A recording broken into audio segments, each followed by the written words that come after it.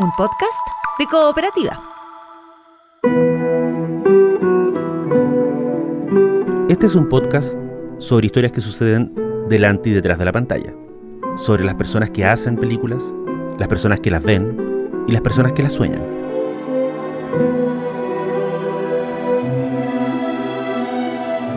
Soy Daniel Villalobos y esto es El Contador de Películas.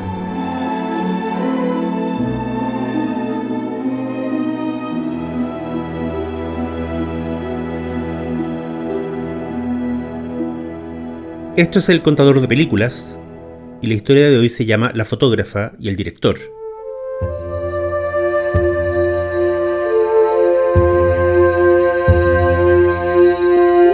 La noticia se difundió rápido porque las malas noticias vuelan. El domingo 14 pasado, se supo en redes sociales que Rob Reiner y Michelle Singer, marido y mujer, habían sido asesinados con arma blanca en su casa en el sector de Brentwood, en Los Ángeles. Rob y Michelle habían estado casados por 36 años. Se habían encontrado en el rodaje de Cuando Harry conoció a Sally, una de las películas importantes en la carrera de Reiner como director. Hay muchas cosas que decir de Rob Reiner en tanto cineasta. Podemos decir, por ejemplo, que a diferencia de tanto vanidoso, obsesionado con su rol de artista y genio del cine, Reiner nunca posó de autor. Y sin embargo, pocos cineastas de su generación, quizás pocos cineastas en general y punto, pueden exhibir una serie de clásicos como los que él dirigió entre 1986 y 1992. Ahí están Cuenta conmigo, La princesa prometida, Cuando Harry conoció a Sally, Misery y Cuestión de honor. En relación a las tres primeras películas de la lista, alguien dijo hace un tiempo en redes sociales: Rob Reiner es un director que en menos de 4 años reinventó el género de la historia de iniciación. Luego reinventó el género del cuento de hadas y luego reinventó el género de la comedia romántica. Y encima, después de eso, se fue a filmar una adaptación de Stephen King que le dio el Oscar a Mejor Actriz a Kathy Bates. But I didn't cheer.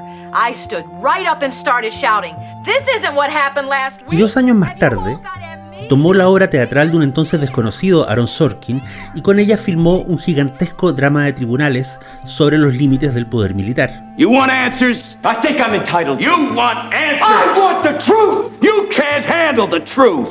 Encima de todo eso, ni siquiera hemos mencionado This is Spinal Tap, que Reiner estrenó en 1984 y que es una de las películas que modela el falso documental satírico tal como lo entendemos hoy. One louder. Why don't you just make 10 louder and make 10 be the top? Sin This is Spinal Tap no existirían ni Christopher Guest, ni Borat, ni What We Do in the Shadows, ni Distrito 9, ni la mayoría de episodios de series como Arrested Development o Community. Así de importante fue Rob Reiner en sus primeras décadas como director. Y, aunque sus obras posteriores a los años 2000 no hayan sido muy destacadas, Reiner había estado los últimos años muy presente en la arena mediática por otro tema. Ese tema era su oposición pública y activa a las ideas de Donald Trump. Ya vamos a volver a eso. Luego de saberse la horrible noticia del asesinato de Rob Reiner y Michelle Singer, nos enteramos de algo quizás peor. El principal sospechoso del crimen había sido detenido y se trataba de Nick Reiner, uno de los hijos del matrimonio. Nick Reiner tiene 32 años y la mayor parte de ellos los ha pasado entrando y saliendo de clínicas de rehabilitación por distintas adicciones. En alguna época de su vida llegó a dormir en la calle y en otra época de su vida trabajó en un guión que su propio padre dirigió en el 2015 y que se llama Being Charlie. If they say you only have a year to live, do it sober. La película Being Charlie, que es espantosa, sigue los pasos de Charlie Mills, un drogadicto que intenta limpiarse de sus vicios con la ayuda de su padre, un actor que se está postulando a gobernador del estado.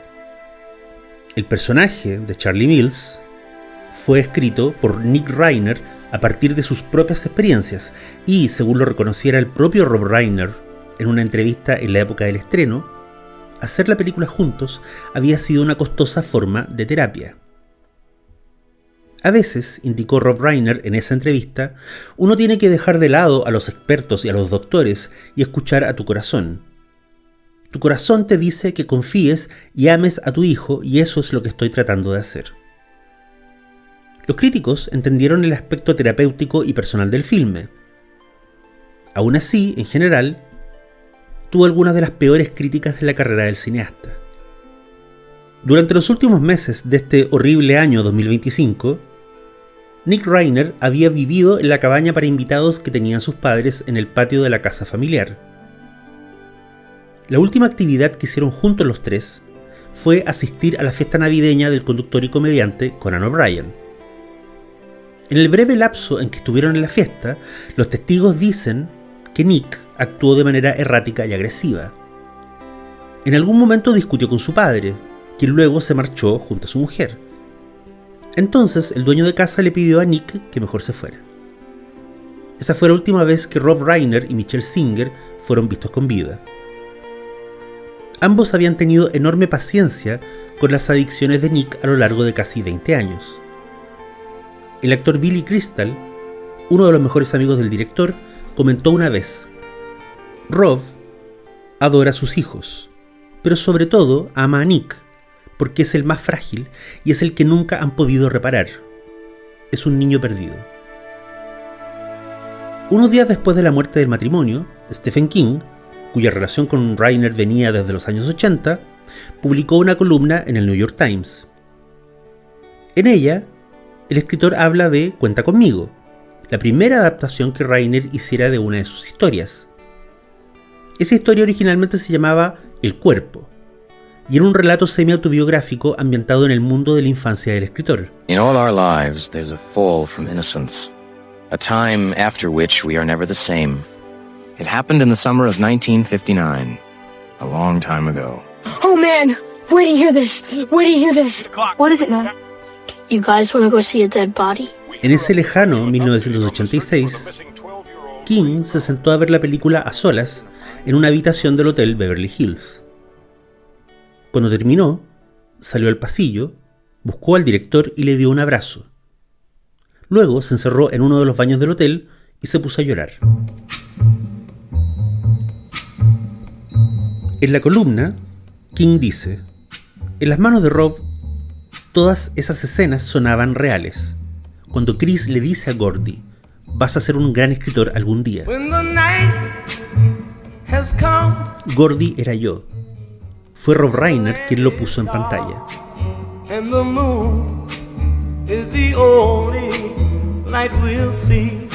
Para este episodio, me repetí Cuenta conmigo, que es una película que no había vuelto a ver desde los años 90. Es una historia muy sencilla, de apenas 89 minutos, sobre 4 niños de pueblo que se lanzan a la aventura para encontrar el cuerpo de un chico perdido o muerto en el bosque. Sigue siendo una maravilla, pero es muy dura de ver ahora que sabemos cuál fue el final de su director. Porque Cuenta conmigo, aparte de ser un estupendo relato de aventura pueblerina e historia de crecimiento y aprendizaje, es una película sobre muchachos perdidos o a punto de perderse. El cuarteto protagónico está muy lejos de ser un grupo de niños sanitizados como los que veríamos hoy en una serie de Netflix. Uno de ellos, interpretado por Corey Feldman, está completamente traumatizado por la experiencia de tener un padre con problemas mentales. Otro, interpretado por Jerry O'Connell, tiene severas fallas en su desarrollo cognitivo.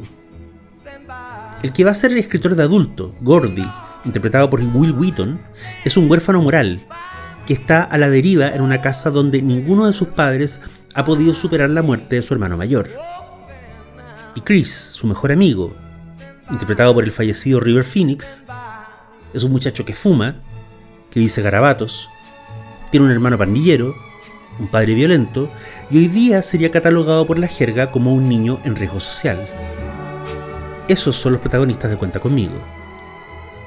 Es una historia muy breve, una especie de primera aventura del Quijote, donde los personajes salen de su pueblo, recorren un par de kilómetros y descubren que el mundo afuera es ancho y ajeno.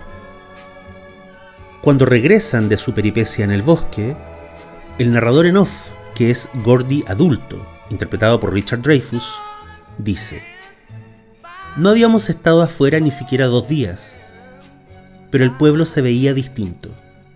Se veía más pequeño. Los otros chicos se despiden. Chris, que es River Phoenix, mira la ciudad desde lo alto y murmura: nunca voy a salir de este lugar, ¿verdad?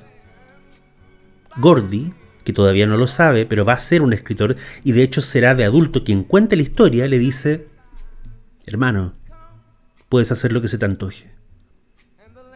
Mientras Chris se aleja y dice adiós con la mano, Gordy, en off, nos cuenta qué fue de él. Se las arregló para entrar a la universidad y se convirtió en abogado. Luego remata volviendo al tiempo presente donde está escribiendo la historia en su computador. La semana pasada, dice, Chris entró a un local de comida rápida. 2 hombres estaban discutiendo.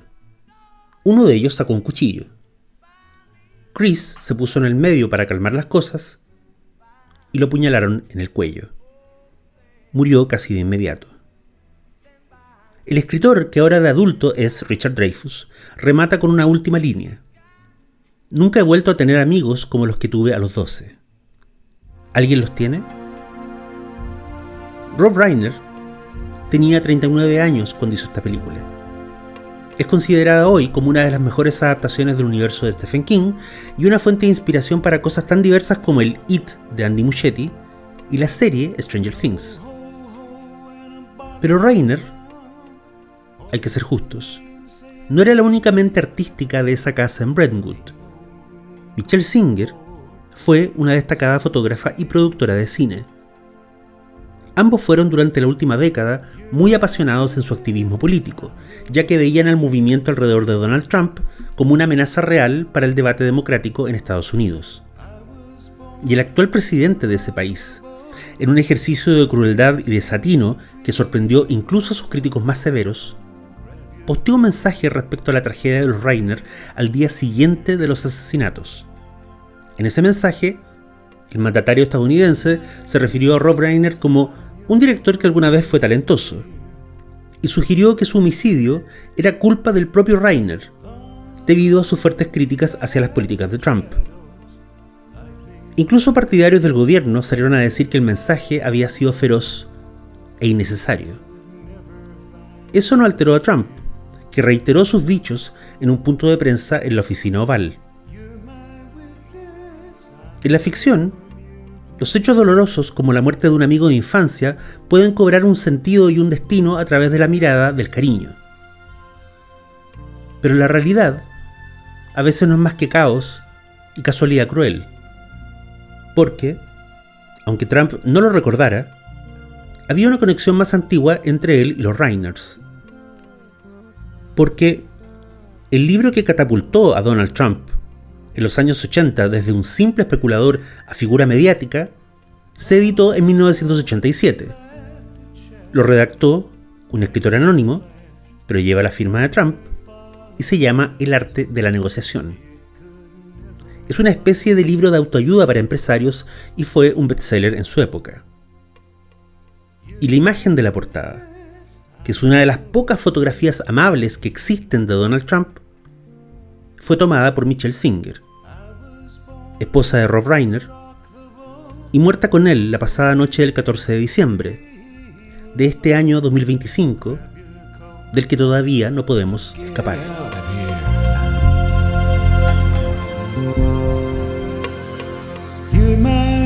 Soy Daniel Villalobos y esto fue El Contador de Películas. Hasta la próxima. I'm your